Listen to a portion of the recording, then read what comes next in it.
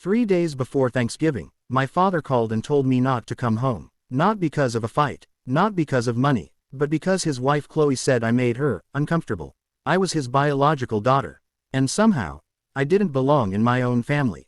My name is Elena, I'm 28, and this is the story of how I lost my family, and built a life where I never had to ask if I belonged again. The message came on a quiet evening. I stood in my small studio apartment, surrounded by models I had built for school, tiny houses made of wood and glass. Chloe feels uncomfortable when you're around, my father said. What do you mean? I asked. He hesitated. She says you ask too many questions about the past. About your mom. And, you pay too much attention to me. She needs space to bond with the kids. Her kids. Not me. I was 22. I had visited home only a few times in 4 years. And somehow, I was still too much. You understand, right? He asked. Yeah, I said quietly. I understand. That was the moment something closed inside me. Not loudly, just firmly. I stopped going home after that. At first, I thought he would notice. He didn't. Days turned into weeks. Weeks into months. No calls asking where I was. No messages saying they missed me. Just silence. So I filled it. I worked until I was too tired to think about anything else. Architecture school was hard, but it made sense to me. Lines made sense. Structure made sense. If something didn't work, you fixed it. People weren't like that. After graduating, I took a job at a big firm in Seattle. I hated it. Everything felt empty. Clean, but empty. After 6 months, I quit. Everyone said I was making a mistake. Maybe I was, but it was my mistake. I moved into a smaller place, took freelance work, drew plans for people who wanted small changes to their homes. And at night, I worked on my own ideas. That's when I found Henry. Henry was 75, a legend in architecture. People said his homes felt special. I sent him my portfolio. I didn't expect an answer. 2 weeks later, my phone rang. Your work is raw, he said. But you understand something important. You understand light. I held my breath. Come Monday, he said. We'll see if you can learn. Working with Henry was not easy. He didn't praise. He didn't comfort. But he watched. And when he corrected you, it mattered. He taught me things no school ever did. How wood changes over time. How light moves through a space during the day. How a home can make someone feel safe, or small. One day, he looked at my sketch and said, you build homes with too many windows. I froze. Then he added, not because you like glass, right? He didn't ask why. I didn't answer. I didn't always understand what my stepmother Chloe meant by space. At first, it sounded like something reasonable. Adults like space. Families need time to adjust. That's what I told myself. But when I thought about it longer, I realized something. Space doesn't mean removing one person. It means making room for everyone. And that wasn't what she wanted. She wanted a version of my father's life where I didn't exist. And my father let that happen. When I was younger, before Chloe, my father was different. He used to take me to open houses on weekends. Not to buy anything, just to look. He'd point at windows and say, look how the light falls here. Back then, I thought he understood what I saw. Maybe he did. Maybe he just stopped trying later. After I cut contact, there were moments I almost went back. Holidays were the hardest. I'd sit in my small apartment, eating something quick, telling myself it didn't matter. But it did. I just stopped expecting anything different. Henry noticed before I said anything. He wasn't the kind of person who asked personal questions. But one evening, after a long day at the studio, he said, you stay here late even when your work is done. I shrugged. It's quiet here. He studied me for a second. Or maybe, he said, it's easier than going somewhere you don't feel wanted. I didn't answer. He didn't push. But after that, he started leaving an extra cup of coffee on the table in the evenings. Just in case I stayed. Working with him changed me. He made me redo the same design 5 times if it didn't feel right. He made me stand inside empty rooms and imagine how someone would live there. My projects became more personal after that. By 25, I got my first real project. A client wanted a quiet home in the forest. I designed something simple. Glass walls, warm wood inside, light everywhere. When he saw it, he cried. That's when I knew. I wasn't just building houses. I was building places people could belong. My work grew. Slowly at first, then quickly. By 26, I had my own small studio. By 28, I had a waiting list. People came to me for one thing. Homes that felt safe. My father started calling again when my work became public. I didn't answer. He left messages. I'm proud of you. Photos of holidays I wasn't in. Updates about a life I wasn't part of.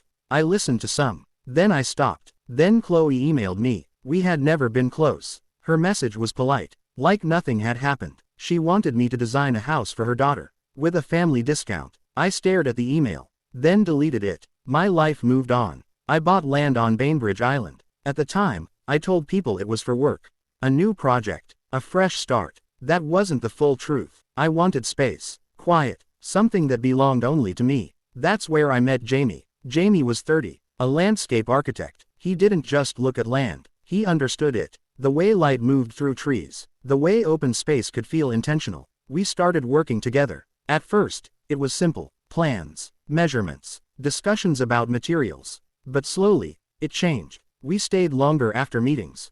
Conversations stretched past work. We talked about design, then about life, then about things that had nothing to do with either. And somehow, neither of us rushed it. One evening, we sat on the unfinished deck of the house. The structure was there, but the glass walls hadn't been installed yet. The wind moved freely through the space. It felt open, unprotected, but honest. "It's going to be beautiful," Jamie said. "It's not finished yet," I replied. He smiled. "Neither are we." I looked at him then, really looked, and something shifted. For the first time in a long time, I didn't feel like I had to prove anything. I didn't feel like I had to earn my place beside someone. I could just be there. A year later, he proposed. No grand gesture, no crowd, just the two of us, in the same place where everything had started. I said yes. Planning the wedding was simple, not easy, but clear. I made one decision early. Only people who had shown up for me would be invited. No exceptions, not even family, especially not family. A few weeks before the wedding, my father called. "I want to come," he said. His voice sounded careful, like he already knew the answer. I took a breath. "No," I said. There was silence on the other end. "I'm your father," he said. "And I was your daughter," I replied. The words came out steady, not angry, not emotional, just true. After I hung up, I sat there for a long time. The room felt quiet in a heavy way. Jamie didn't ask questions. He didn't try to fix it. He just sat beside me, close enough to be there, not close enough to feel overwhelming. That was enough. The day of the wedding arrived. It didn't feel chaotic. It didn't feel overwhelming. It felt calm. People arrived slowly. Some brought laughter with them.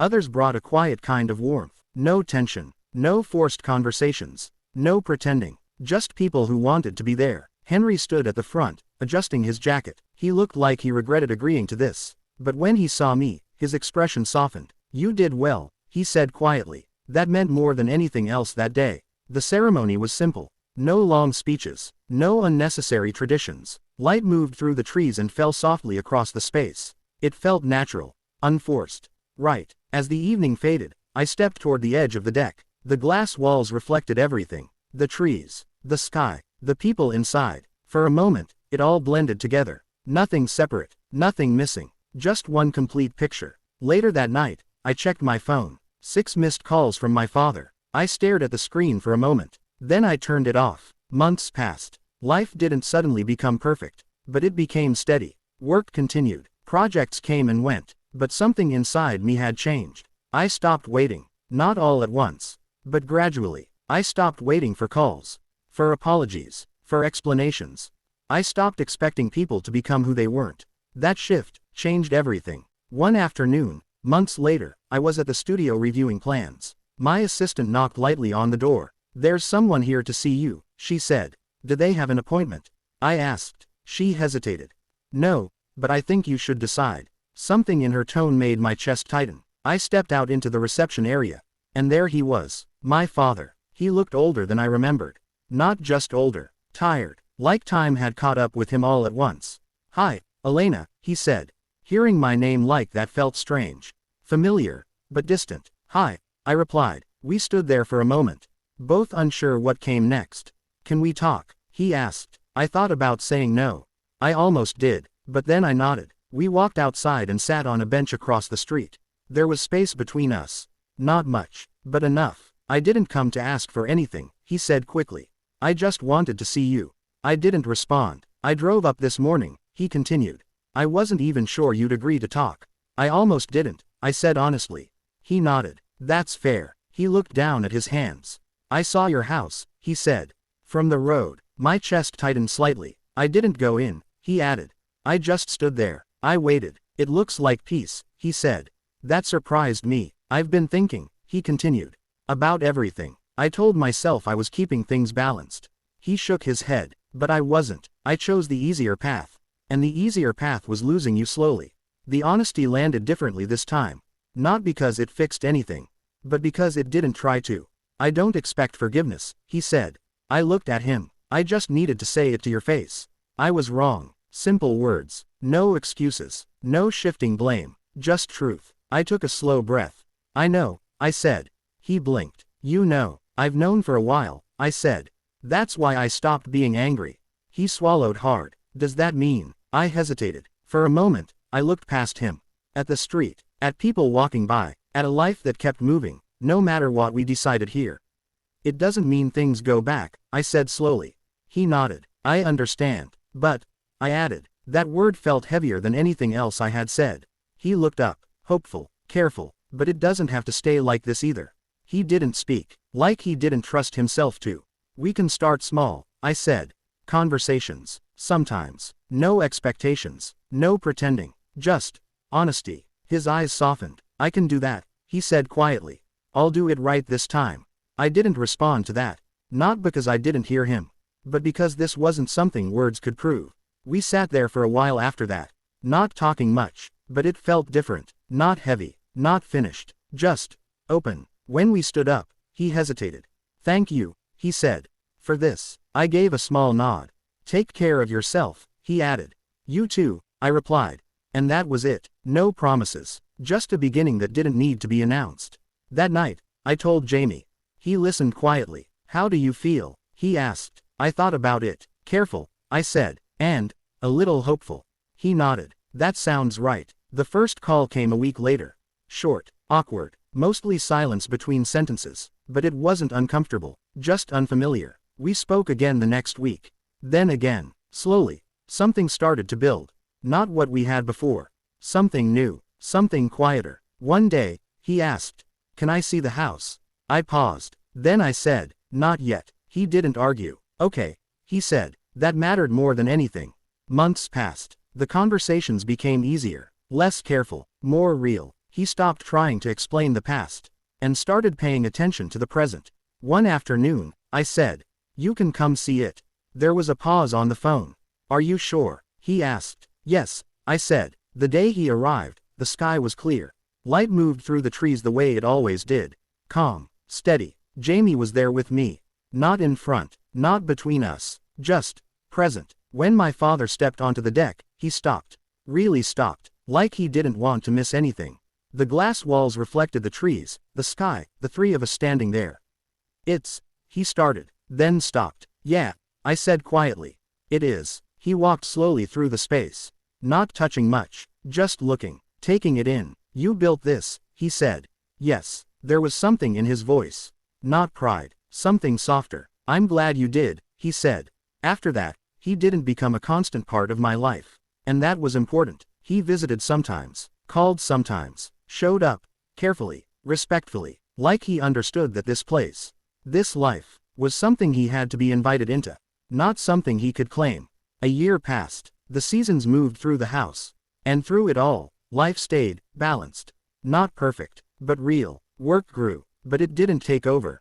I chose projects based on meaning, not expectation. Jamie and I built a rhythm. Simple things. Morning coffee, evening walks, quiet conversations. No pressure, no performance, just presence. My father became part of that rhythm. Not at the center, not at the edges, somewhere in between, where he fit. Now, when I sit in this house, I understand something clearly. This space exists because I chose it.